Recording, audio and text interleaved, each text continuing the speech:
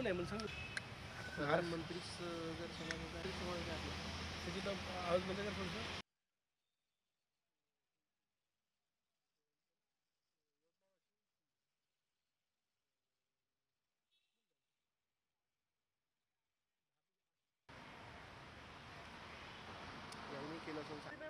वर्धा जिल्ह्यातील हिंगणघाट मेडिकल कॉलेजचा प्रश्न या पावसाळी अधिवेशनात चांगलाच गाजला. ज्यांनी हा मुद्दा उपस्थित केला होता ते राष्ट्रवादीचे सरचिटणीस अतुल वांदिले आपल्यासोबत आहे. अतुल भाऊ, विधानसभेत हा मुद्दा गाजला. तुमच्या बाजूनं सुरुवातीला हा प्रश्न उपस्थित करण्यात आलेला आहे, राष्ट्रवादीच्या बाजूनं काय सांगणार? पहिली विषय तर असा आहे की आम्ही 208 दिवस मेडिकल समिती बनवण्यात आली होती. त्यांनी आम्ही आंदोलन केलं. आंदोलन करून सर्व हिंगणघाटल्या जनतेनं हा मुद्दा खूप रेटून धरला आणि जनता रस्त्यावर उतरली. आणि हा मेडिकल जे आज आमच्या इथं जे काही घोषणा झाली हिंगणघाटमध्ये, तर ते सर्व जनतेचं श्रेय आहे वाला. आता याच्यामध्ये खूप मोठ्या प्रमाणात राजकारण होत आहे. आता मागे मी पत्रकार परिषद घेतली. त्या पत्रकार परिषदेमध्ये या बऱ्याचशा गोष्टीचा खुलासा केलेला आहे की वेळा या मोजा या भागातली एक मलक कन्स्ट्रक्शन प्रायव्हेट जागेचा प्रस्ताव पाठवण्यात आला की या जागेवर मेडिकल कॉलेज झालं पाहिजे. त्यासाठी मी स्पष्टपणे विरोध केला की खाजगी जाग्यावर मेडिकल कॉलेज का, हा माझा प्रश्न आहे. का खाजगी जागेवर मेडिकल कॉलेज का बा. मी पत्रकार परिषदेच्या माध्यमातून हा प्रश्न केला माननीय आमदार साहेबांना की तुम्ही जर तुम्हाला मेडिकल कॉलेज बनवायचं आहे तर तुम्ही शासकीय जागेवर बनवा ना. तर त्याच्यात त्यांनी सांगितलं की तुमच्याकडे जागा नाही आहे. आमच्याकडं जागा उपलब्ध आहे. उपजिल्हा रुग्णालय जिथं आहे तिथं 43 एकर जागा त्याच्या पाठीमागे खाली आहे. आणि सर्वात मोठा प्रश्न हा आहे की जिथं तुम्ही 400 खाटाचं हॉस्पिटल बनवत आहे त्याच्याच पाठीमागे मेडिकल कॉलेज झालं पाहिजे, हे आमची मागणी आहे. तुम्ही हे जे म्हटलं हीच बाजू जयंत पाटील यांनी विधानसभेत मांडली, तुमच्या पक्षाचे नेते आहे. तो आमदार समीर कुनावार हे महसूल विभागाकडनं कागदपत्र घेऊन गेले आणि दुसऱ्या दिवशी विधानसभेत त्यांनी एक मुद्दा उपस्थित केला की जिथे राष्ट्रवादीचे जयंत पाटील आणि विरोधी पक्षनेत्यांनी सभागृहात खोटी माहिती दिलेली आहे तिथे फक्त 90 एकर जागा शिल्लक आहे असा त्यांनी दावा केला. त्यांनी कागदही त्या ठिकाणी सादर केले होते. त्याचं उत्तर कसं देणार? माननीय आमदार साहेबांनी जो दावा केला आहे 9 एकर जागा, तर मला असं वाटते की आमदार साहेब हिंगणघाटातल्या जनतेची दिशाभूल करत आहे. कारण की आमदार साहेबांना हे कळायला पाहिजे की आता आमदार साहेब प्रॉपर आहे. त्यांना माहीत आहे की उपजिल्हा रुग्णालयाच्या पाठीमागं 43 एकर जागा आहे. माझ्यापाशी डॉक्युमेंटचे पुरावे आहे. त्याच्यामध्ये फक्त 2 ते 3 रिझर्वेशन आहे. एक सांस्कृतिक भवनचं रिझर्वेशन आहे, एक माडाचं रिझर्वेशन आहे, एक प्राथमिक शाळेचं रिझर्वेशन आहे. हे शासनाचा जर शासनाचं जर मेडिकल कॉलेज बनत आहे तर हे रिझर्वेशन केव्हाही काढता येते. आज जर हे जागा पाहिली तर 43 एकर जागा आहे आणि आमदार साहेब तिथून रेटून प्रश्न मांडतात. म्हणजे ते म्हणतात नाही खोटं बोलायचं पण रेटून बोलायचं. रेटून बोलून ते खरं वाटलं पाहिजे. पण हिंगणघाटातल्या जनतेला पूर्ण माहीत आहे का उपजिल्हा रुग्णालयाच्या पाठीमागं 43 एकर जागा आहे. त्याचे पुरावे आमच्यापाशी आहे. माझ्यापाशी त्याचा मॅप आहे का कोणती जागा कोणती रिझर्वेशनमध्ये आहे, कोणती जागा माडाला दिलेली आहे. आणि हे दिलेले जे रिझर्वेशन आहे हे नॉर्मल रिझर्वेशन आहे. एकही जागा याच्यात फॉरेस्टची नाही आहे. एकही जागा पट्टा वाटप केलेली नाही आहे. कोणाचं अतिक्रमणसुद्धा उठणार नाही आहे. खाली पडलेली जागा 43 एकर आहे ना. आमदार साहेब दुर्लक्ष का करत आहे, मलाच हा प्रश्न पडलेला आहे. तुम्ही बोलले की खोटं बोलताय आमदार साहेब. तुम्ही हे कागद जे दाखवतात ते म्हटले की फक्त 9 एकर जागा तिथे खाली आहे, बाकी रिझर्वेशन आहे. मग याच्यात खोटं काय आलं? नाही, 9 एकर जागा हे खाली आहे. त्यानंतर 15.5 एकर जे 400 खाटासाठी हॉस्पिटल जागा दिलेली आहे ते सुद्धा खाली आहे.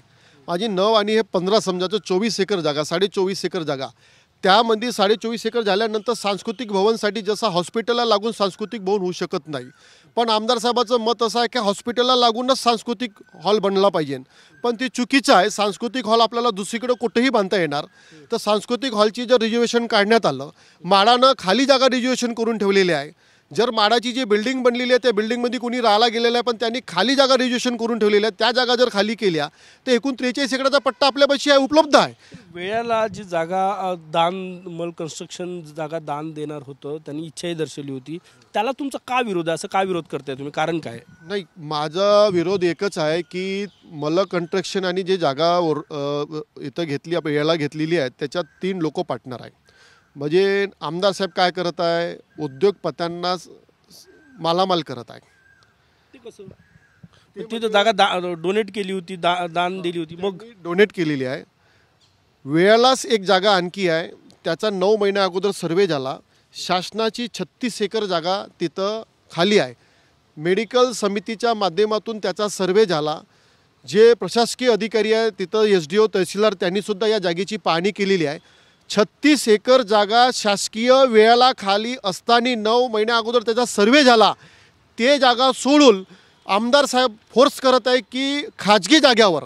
तर खाजगी जाग्यावर फायदा कोणाचा होणार आहे? खाजगी जाग्यावर 200 एकरचा पट्टा आहे. खाजगी जागा निशुल्क दान मिळाली, गिफ्ट मिळाली आहे ते सरकारला. मान्य करतो, खाजगी जागा तिथं 183 एकर आहे. आजूबाजूमध्ये त्यांच्या कार्यकर्त्यांनी खूप साऱ्या जागा घेऊन ठेवलेल्या आहे. जर तिथं मेडिकल कॉलेज बनलं खाजगी जाग्यावर तर ते सर्वात शेवटची जागा देणार आहे. शेवटच्या जागी जर समजा मेडिकल कॉलेज झालं तर समोर 150 एकरामध्ये हे कमर्शियल होणार. अनेक व्यवसाय तिथं टाकले जाणार. त्याच्यात फायदा कोणाचा आहे? त्याच्यात फायदा 3-4 उद्योगपत्याचा फायदा आहे. आमच्या शेतकऱ्याचा फायदा काय आहे? माझा प्रश्न आहे माननीय आमदार साहेबांना का जर तुम्हाला तिथं वेळातच जर शासकीय मेडिकल कॉलेज बनवायचं आहे तर त्या भागातल्या शेतकऱ्याच्या जागा तुम्ही विकत घ्या ना. शेतकऱ्याचा विकत जागा घेऊन तिथं बनवा, शासकीय जागेवर बनवा. आमचा 1% विरोध नाही आहे. आता पुढच्या विधानसभा निवडणुका लागायला 70-75 दिवस राहिलेले आहे. आचारसंहिता लागेल. तुम्ही नेते आहेत, तेही नेते आहेत, 2 वेगळ्या पक्षाचे. विरोधी पक्षाचे तुम्ही नेते, ते सत्ताधारी पक्षाचे.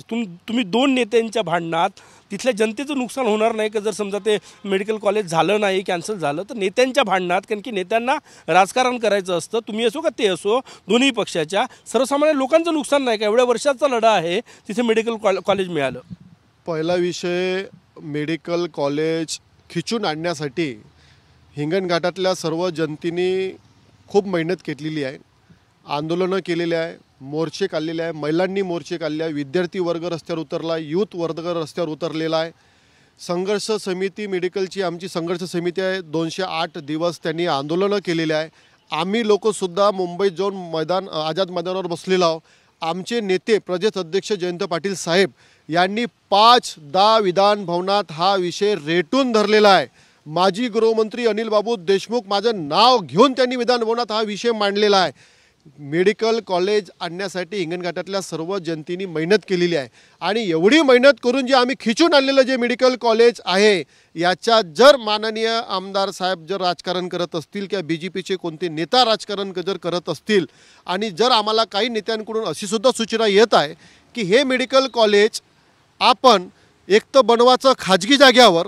जर खाजगी जागेवर जर मेडिकल कॉलेज नाही झालं तर हे मेडिकल कॉलेज दुसऱ्या ठिकाणी न्यायचं, म्हणजे हिंगणघाट आणि समुद्रपूर तालुका सोडून दुसरीकडे जिल्ह्याच्या ठिकाणी न्यायचं.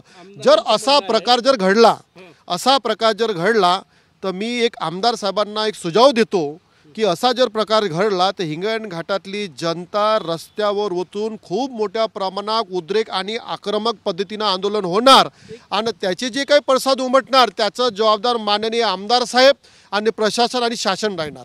आमदार समीर कुणावर यांचं म्हणणं आहे की मला हिंगणघाटच्या परिसरात कुठलीही मोकळी सरकारी जागा दाखवून द्यावं. तुम्ही दाखवून, त्यांनी तुम्हालाही आवाहन केलेलं आहे, कुठल्याही जनतेला आवाहन केलेलं आहे. तिथे मी आता हे मेडिकल कॉलेजचा प्रस्ताव द्यायला तयार आहे.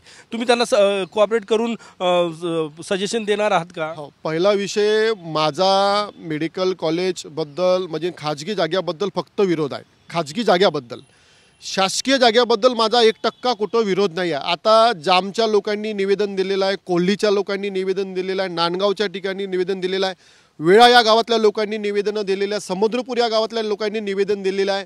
शासकीय जागा जिथं व्यवस्थित वाटते, जे नियमात बसते, प्रोटोकॉलमध्ये बसते, तिथं शासकीय मेडिकल कॉलेज झालं पाहिजे. पण पहिली मागणी आम्ही याच्यासाठी हे करत आहे हिंगणघाटात का हिंगणघाटातल्या जनतेने मोठ्या प्रमाणात आंदोलनं केलेल्या, 208 दिवस आंदोलन केलं आहे. पहिली संधी तुम्ही हिंगणघाट शहरासाठी द्या. जर हिंगणघाट शहरासाठी जर नॉर्म्समध्ये जर नसल बसत, ग्रामीण जनता नाही का, म्हणजे ग्रामीणमध्ये झालं, समजा जामला झालं तर ते नाही का? हिंगणघाटमध्ये शहरात एक हॉस्पिटल आहे, शहरातल्या लोकांना सुविधा आहे. ग्रामीण जनतेसाठी झालं तर ते काय होणार? नुकसान होणार आहे. माझा 1%ही विरोध नाही कोणत्याच गोष्टीला. माझं एकच विरोध आहे, खाजगी जागेवर मेडिकल कॉलेज झालं तर आम्ही ते होऊ देणार नाही. आमचा शासकीय जागेवर कुठंही मेडिकल कॉलेज झालं, समुद्रपूर तालुक्यात हो, हिंगणघाट तालुक्यात हो, जर सोयीच्यानुसार त्यांनी बनवलं, त्याच्या नॉर्म्समध्ये जर कोणत्या गोष्टी बसत असेल, जागा खाली असेल, तिथं बनवलं तर आमचं 100% समर्थन आहे. आम्हाला आनंद आहे या सगळ्या गोष्टीचा. खूप धन्यवाद. कॅमेरामॅन सचिन सह गजानन वाटे, TV9 मराठी. नागपूर.